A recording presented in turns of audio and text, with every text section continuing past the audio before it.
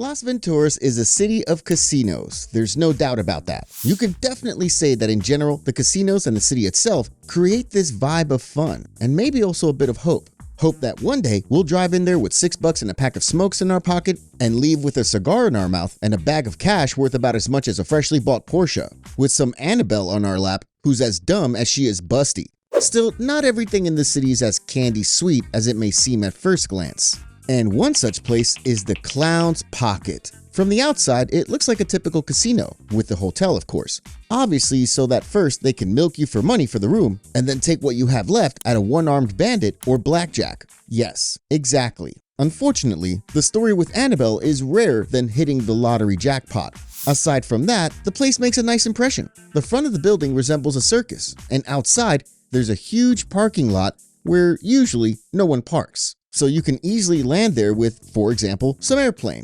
The facade of the building is heavily decorated with neon lights and other shiny stuff. At the back of the facility, we have pink-purple glass structures over which construction work is constantly ongoing. An amusement park is being built there, which is supposed to be located under those glass structures visible on the lot. The whole thing leaves no doubt as to what the Clown's Pocket Casino is based on. The building looks almost identical to Circus Circus Hotel and Casino in Las Vegas. Many elements match, even the dates match. The amusement park in real life was opened in August 1993, so it makes sense that in GTA San Andreas, whose story takes place in 1992, the facility is under construction. Rockstar basically ripped so much off here that they couldn't rip any more. Since it's a casino, a hotel, and there's this incredible amusement park, then what is actually wrong with this place?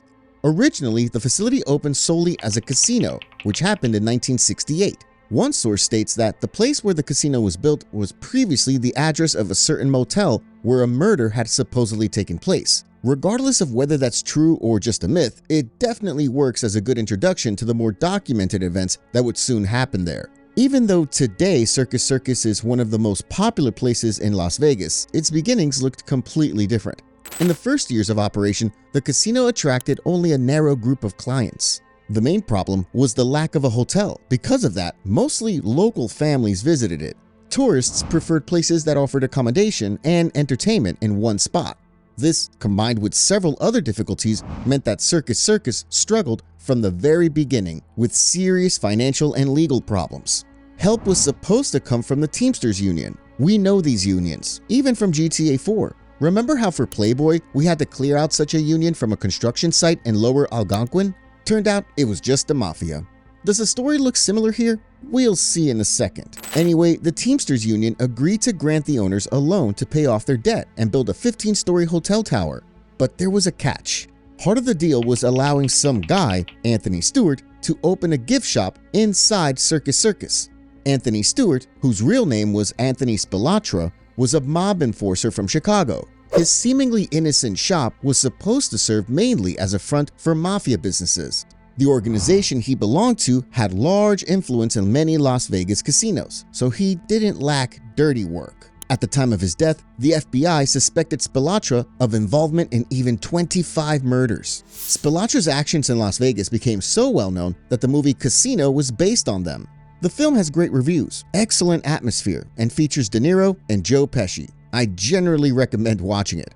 Back to Spilatra. He organized numerous robberies in the city, murders, and helped the mafia with financial fraud. Eventually, he had to leave Circus Circus due to legal issues, and his activities became one of the bricks that build the history of violence associated with this place, which we'll talk about in a minute.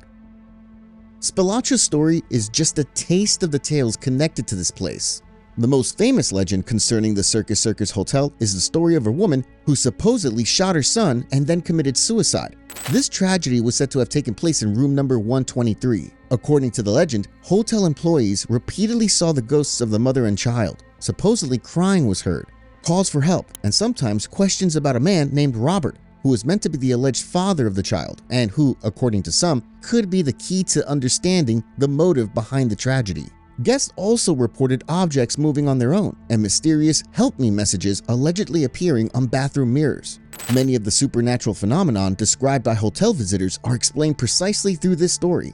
So yeah, the whole thing sends chills down your spine. And the strange situations don't end there. The tragic story of the mother and son was an unconfirmed legend, but now it's time for an event that was documented.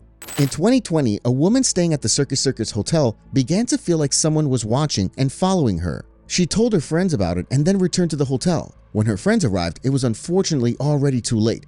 The woman fell from a window located on the 20th floor. A fall from well over 50 to 60 meters. You can guess it couldn't end with anything other than death on the spot. The most puzzling part is that the coroners ruled her death an accident. Quite strange, especially since to this day it hasn't been determined how the woman could have fallen or jumped out of the window. And in a sense, it's no wonder no one can determine it, since the window construction in this hotel allowed them to open only about 15 centimeters. There was no way the woman could squeeze through. I'll add that the glass wasn't broken or damaged either, so that's also out. It's a very suspicious case, likely one that will never be solved. For a layman looking from the outside, it seems as if someone wanted the truth about the woman's death to never come out. The more you read about this place, the easier it is to get goosebumps. The Circus Hotel is considered one of the most haunted places in all of Las Vegas, and the reports from guests don't help remove the bad aura. One story published by a Reddit user stands out in particular. He wrote that his room had a closed-off space which, judging by the layout of other rooms, should normally be accessible. He peeked inside through the gap between the door and the floor and noticed that the room looked like it hadn't been cleaned in ages. Drawers were open, objects were scattered on the floor, and so on. With time, the situation started looking stranger. During his stay, more things appeared on the floor, and he kept finding more drawers open. The climax happened one night. The author claims he woke up when someone pulled the blanket off of him, and above him, he saw a dark humanoid silhouette. On the one hand, it's an unverified internet story, but on the other, there are many similar accounts. From these alone, one could make a video, and a really long one at that. Rumors of paranormal events at Circus are so numerous and serious that they also attracted supernatural phenomena enthusiasts who take such matters very seriously. A good example is a recording on the Beyond Barriers channel in which two hosts try to make contact with the alleged entities. During the session, numerous magnetic field disturbances were detected, and some of the host questions triggered knocks from an unexplained source. For example, from the direction of the window in a room located on a very high floor.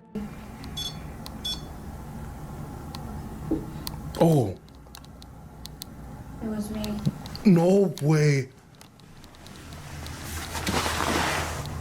No way. Some people were worried about this. Others argue that magnetic field disturbances are nonsense. Well, EMF detectors, devices that measure electromagnetic fields, they can react to sudden changes in the surroundings. Supporters of paranormal phenomena interpret such spikes as the presence of ghosts or other invisible beings. Opponents of such theories emphasize that the readings can also be caused by ordinary environmental factors, such as electrical equipment, building installations, or metal objects nearby. So even though EMF devices add mystery to the story, they are not in themselves proof of ghosts. As for the knocking and tapping sounds, unfortunately, it's unclear whether the recordings are authentic or edited as part of a well-prepared setup. Returning to what's confirmed. Among the most serious and actually verified tragedies that happened at Circus, we can mention an incident from 7 years ago. In June 2018, in one of the hotel rooms, two Vietnamese tourists, Sang Bo Nha and Quang Ba Li Nguyen, were stabbed to death. They had come with a tourist group to the city of Sin, probably expecting a much more pleasant time. Their bodies were found after other group members reported that they didn't show up for a group trip.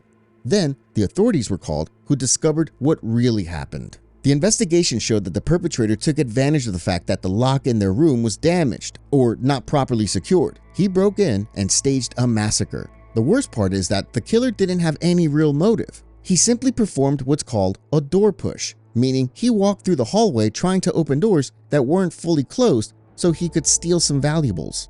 At least in 2024, the guy responsible for the incident was sentenced to life imprisonment without parole.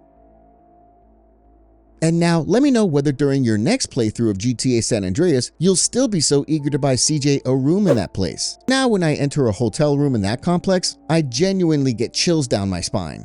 In the meantime, thanks for today. Thanks to the patrons. Take care and see you. Bye.